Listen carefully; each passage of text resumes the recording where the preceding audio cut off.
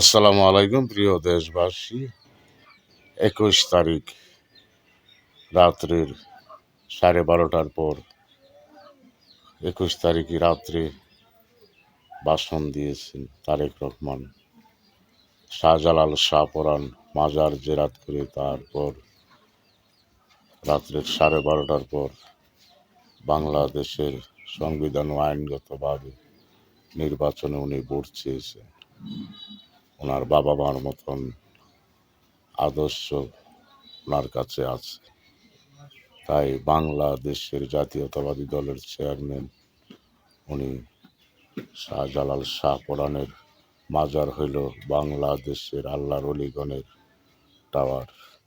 সেখান থেকে নেট নিয়ে বাংলাদেশের জনগণের কাছে দোয়া চেয়েছেন।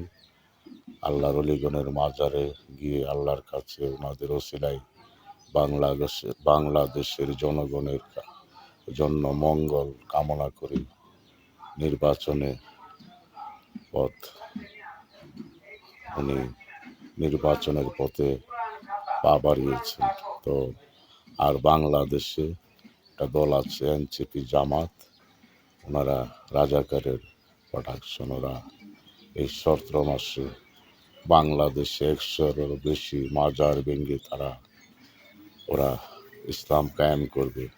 তারা এজিদি ইসলাম কায়েম করবে। বাংলা ওদের কাছে শাহজালাল শাহপরাণ আল্লাহর অলিগণের ইসলাম ওদের কাছে পছন্দ না। তাই তারা এজিদি ইসলাম কায়েম করবে দেশে। আর বাংলাদেশ জাতীয়তাবাদী দল আল্লাহর অলিগণের ইসলাম তারা বিশ্বাস করে। তাই আল্লাহর অলিগণের মাজার জেরাত করে নির্বাচনের পথে পা বাড়িয়েছে। সকলে দোয়া করবেন বাংলাদেশ জাতীয়তাবাদী দলের চেয়ারম্যান উনি যেন ওনার যেই পথে নেমেছে সফল হতে পারে। সকলের কাছে দোয়া চেয়ে সবাই, হিন্দু মুসলিম বৌদ্ধ খ্রিস্টান সবাই দানের শীষ প্রতীকে ভোট দিয়ে আল্লাহর অলিগণের ইসলাম কায়েম রাখবেন।